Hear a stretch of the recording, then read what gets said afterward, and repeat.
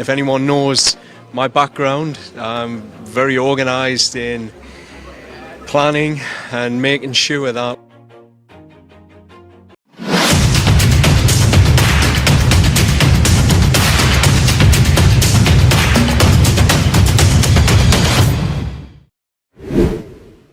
David da Silva Ciro Alves, jalan sunyi menuju skuad Garuda.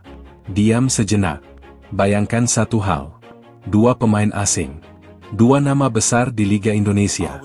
Dua sosok yang datang tanpa sorotan kamera politik, tanpa karpet merah, tanpa janji manis. Hanya sepak bola. Hanya kerja. Hanya keringat. Dan satu pertanyaan yang pelan, tapi mengguncang. Apakah mungkin jalan menuju timnas Indonesia justru ditempuh oleh mereka yang paling sunyi? Awal yang tidak dianggap serius. Ketika David da Silva pertama kali menginjakkan kaki di Asia Tenggara, tidak ada yang berteriak, ini calon legenda. Ia datang sebagai striker asing. Datang, diuji, lalu dihakimi. Begitu pula Ciro Alves. Datang dengan label winger cepat. Satu dari sekian banyak pemain Brasil yang mencoba peruntungan di liga yang sering diremehkan. Tidak ada yang menyangka bahwa mereka bukan sekadar numpang lewat. Dua, dari rumput Eropa, sekolah tanpa kompromi. Brasil melahirkan bakat. Eropa mengeraskan mental. David da Silva ditempa di sistem yang kejam. Posisi ditentukan hasil. Menit bermain harus dibayar performa. Satu kesalahan bisa berarti bangku cadangan berbulan-bulan. Tidak ada belas kasihan. Tidak ada narasi. Hanya satu hukum. Main bagus atau tersingkir. Ciro Alves tumbuh dalam kultur serupa. Sayap bukan hanya soal dribble, tapi disiplin bertahan, timing, dan keputusan sepersekian detik. Mereka belajar sejak muda. Tangan menunjuk kanan sepak bola adalah profesi, bukan panggung pencitraan. 3. Datang ke Indonesia, masuk ke realita baru. Indonesia bukan Eropa. Ritme berbeda. Tekanan berbeda. Ekspektasi berbeda. Di sini, pemain asing sering dipuja berlebihan. Atau dihujat tanpa ampun. David da Silva memilih jalan paling sulit. Diam dan membuktikan. Gol demi gol. Luka demi luka. Cedera datang, bangkit lagi. Tidak ada drama. Tidak ada wawancara sensasional. Hanya satu pesan di lapangan. Tangan menunjuk kanan, saya ada untuk bekerja. Ciro Alves? Ia menjadi mesin tanpa pamrih. Menarik back. Membuka ruang. Berlari tanpa sorotan. Ia bukan tipe pemain yang viral. Ia tipe pemain yang dirindukan pelatih. 4. Ketika cinta pada liga berubah jadi keterikatan. Inilah titik krusial.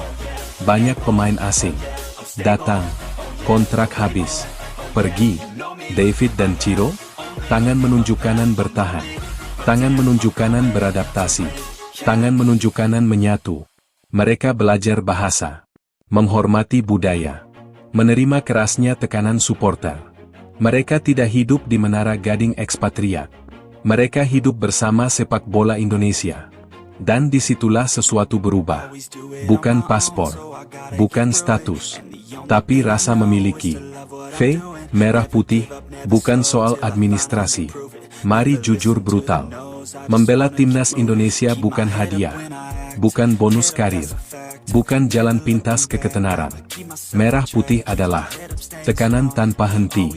Kritik tanpa ampun. Tuntutan tanpa kompromi. Banyak yang menginginkannya. Sedikit yang siap menanggung bebannya.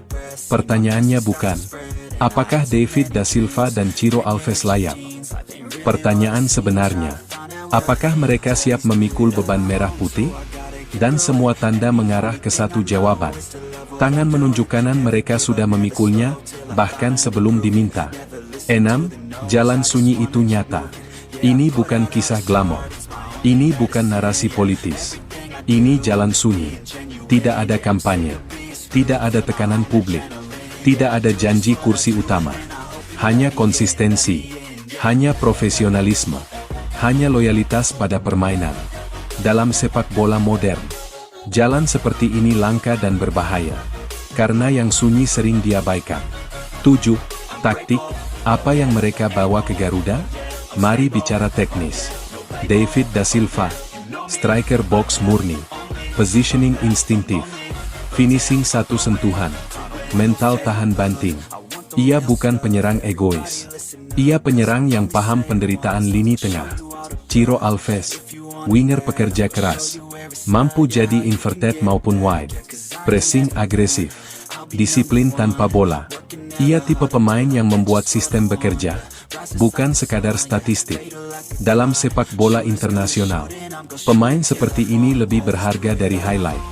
8. Naturalisasi, kata yang selalu diperdebatkan. Mari kita potong hipokrisi. Naturalisasi bukan masalah. Masalahnya adalah niat dan kualitas. Jika naturalisasi hanya jalan pintas, tambal sulam, proyek instan, maka itu kegagalan. Tapi jika naturalisasi adalah tanda centang tebal integrasi, tanda centang tebal komitmen jangka panjang, tanda centang tebal kontribusi nyata, tanda centang tebal peningkatan standar, maka itu evolusi. David da Silva dan Ciro Alves, jika suatu hari dibicarakan, adalah contoh naturalisasi berbasis dedikasi, bukan sensasi. 9. Kontras dengan pemain yang hanya datang pergi. Sepak bola Indonesia sudah terlalu sering melihat pemain asing datang setengah hati, bermain aman, lalu pulang tanpa jejak. David dan Ciro berbeda. Mereka bermain seolah ini rumah. Kalah terasa menyakitkan, menang terasa pribadi. Itu bukan sikap profesional biasa. Itu ikatan emosional. Dan ikatan seperti ini tidak bisa dibeli. X, apa arti Garuda bagi mereka? Garuda bukan lambang kosong. Garuda adalah tekanan nasional. Jika suatu hari merah putih dipakai oleh mereka, itu bukan karena paspor. Itu karena tangan menunjuk kanan mereka sudah lebih dulu bertindak sebagai pemain Indonesia. Tangan menunjuk kanan mereka sudah lebih dulu menerima kerasnya ekosistem. Tangan menunjuk kanan mereka sudah lebih dulu dihukum dan dipuji seperti pemain lokal. Banyak pemain lokal lahir Indonesia. Sedikit yang siap secara mental internasional. Kadang, mereka yang datang dari jauh justru memahami arti tanggung jawab itu lebih cepat. 11. Jalan ini tidak mudah dan tidak pasti. Mari jujur, tidak ada jaminan, tidak ada kepastian. Jalan sunyi sering berakhir tanpa panggung. Tapi justru disitulah keindahannya.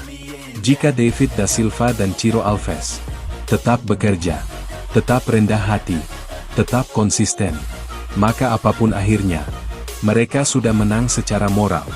Dan sepak bola Indonesia, tangan menunjuk kanan hanya akan diuntungkan.